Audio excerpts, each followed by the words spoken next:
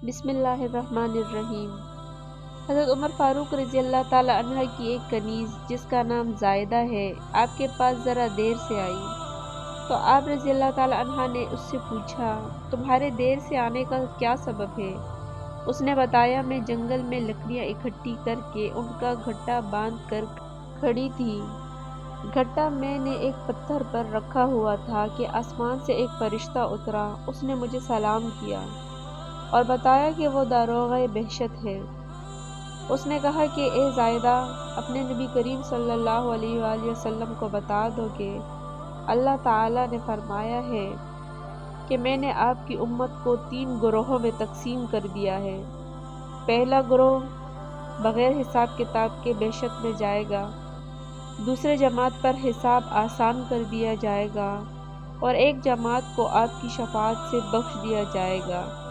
اس کے بعد وہ آسمان کی طرف پرواز کر گیا تو میں نے لکڑی کا گھٹا اٹھانے کی کوشش کی لیکن میں نہ اٹھا سکی۔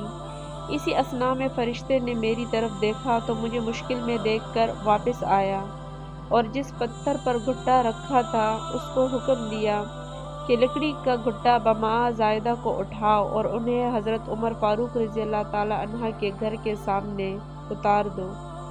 چنانچہ پتھر مجھے اور گھٹے کو لے کر اڑا اور دروازے کے سامنے اتار دیا۔ اس کے بعد زائدہ خاتون نے حضور نبی کریم صلی اللہ علیہ وآلہ وسلم کو فرشتے کا پیغام دیا تو یہ سن کر حضور نبی کریم صلی اللہ علیہ وآلہ وسلم بڑے خوش ہوئے۔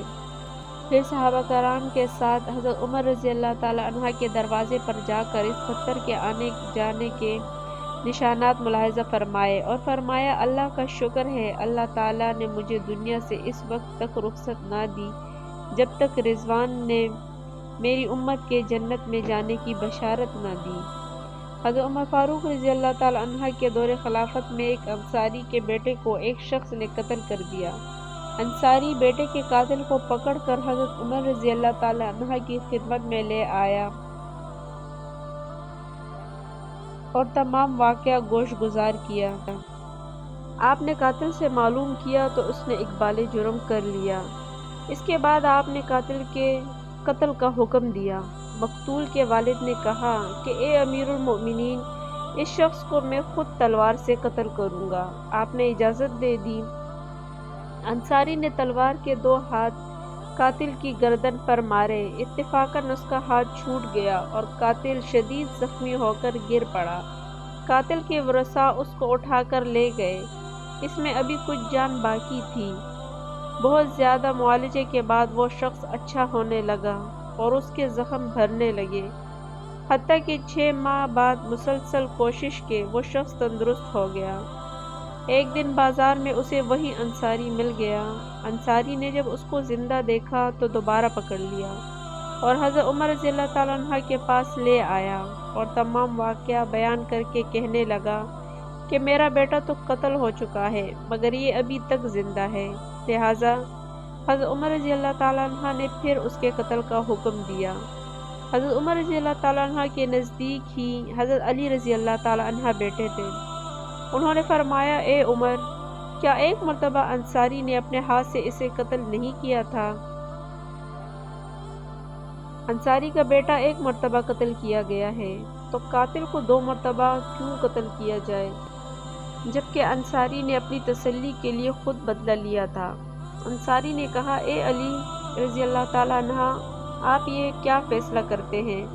آپ نے فرمایا میرا فیصلہ یہ ہے کہ تم نے تلوار کے 2 ہاتھ اس کی گردن پر مارے تھے، اب یہ آدمی بھی تلوار کے 2 ہاتھ تمہاری گردن پر مارے گا، پھر اپنے بیٹے کے قتل کا بدلہ اس سے لے لینا، یعنی اس کو قتل کر دینا۔ انصاری کہنے لگا یہ تو بڑا سخت ہے۔ آپ نے فرمایا یہ فیصلہ بالکل ٹھیک ہے اور اس پر عمل ہوگا۔ انصاری نے گھبرا کر کہا کہ اے علی میں نے اپنے بیٹے کا خون معاف کیا، بس اسی جگہ دونوں میں راضی نامہ ہو گیا۔ حضرت جابر بن عبداللہ رضی اللہ تعالیٰ عنہ سے روایت ہے کہ ایک مرتبہ ہم حضور صلی اللہ علیہ وآلہ وسلم کے ساتھ سفر کر رہے تھے۔ آرام کی غرض سے آپ صلی اللہ علیہ وآلہ وسلم ایک کھجور کے درخت کے سائے میں بیٹھے تھے کہ اچانک ایک کالا سانپ آپ صلی اللہ علیہ وآلہ وسلم کے پاس آیا اور اپنا منہ آپ صلی اللہ علیہ وآلہ وسلم کے کان مبارک کے پاس لے گیا۔ پھر تھوڑی دیر بعد آپ صلی اللہ علیہ وآلہ وسلم نے اس کے کان کے پاس اپنا منہ لے جا کر کچھ فرمایا۔ اس کے بعد وہ سانپ ایسا غائب ہو گیا کہ گویا اسے زمین نکل گئی۔ ہم نے عرض کیا کہ حضور صلی اللہ علیہ وآلہ وسلم نے سانپ کا منہ اپنے کانوں تک پہنچنے دیا تو ہمیں بڑا ڈر معلوم ہوا۔ آپ صلی اللہ علیہ وآلہ وسلم نے فرمایا وہ جانور نہیں تھا بلکہ جن تھا۔ وہ فلاں سورت کی چند آیتیں بھول گیا تھا، انہی آیتوں کی تحقیق کے لیے جنہوں نے اسے بھیجا تھا۔ آپ لوگ موجود تھے اس لیے وہ سانپ کی صورت بدل کر آیا اور آیتیں پوچھ گیا۔ حضرت جابر رضی اللہ تعالیٰ عنہ کہتے ہیں اس کے بعد آپ صلی اللہ علیہ وآلہ وسلم روانہ ہوئے اور ایک گاؤں میں پہنچے۔ وہاں کے ایک آدمی نے آپ صلی اللہ علیہ وآلہ وسلم کی آمد کی خبر پائی تو وہ آپ صلی اللہ علیہ وآلہ وسلم کا منتظر ہوا۔ آپ صلی اللہ علیہ وآلہ وسلم پہنچے تو انہوں نے عرض کیا کہ اے اللہ کے رسول صلی اللہ علیہ وآلہ وسلم، اس گاؤں کی ایک نوجوان عورت پر ایک جن عاشق ہو گیا ہے، اسے اتنا پریشان کر رکھا ہے کہ وہ نہ کھاتی ہے نہ پیتی ہے اور مرنے کے قریب ہے۔ حضرت جابر رضی اللہ تعالیٰ عنہ کہتے ہیں کہ جب اس عورت کو میں نے دیکھا تو وہ ایسی خوبصورت تھی جیسے چاند کا ٹکڑا۔ آپ صلی اللہ علیہ وآلہ وسلم نے اسے بلا کر فرمایا اے جن، تجھے معلوم ہے کہ میں محمد صلی اللہ علیہ وآلہ وسلم اللہ تبارک و تعالیٰ کا رسول ہوں، اس عورت کو چھوڑ دے اور یہاں سے تو چلا جا۔ آپ صلی اللہ علیہ وآلہ وسلم کا یہ فرمانا تھا کہ وہ عورت اچھی ہوشیار ہو گئی اور اسے فوراً ہوش آیا۔ اس کے بعد اس نے اپنا منہ چھپایا اور مردوں سے حجاب کرنے لگی۔ ناظرین، اسلامی معلوماتی ویڈیوز دیکھنے کے لیے ہمارے چینل کو ضرور سبسکرائب کریں۔ جزاک اللہ۔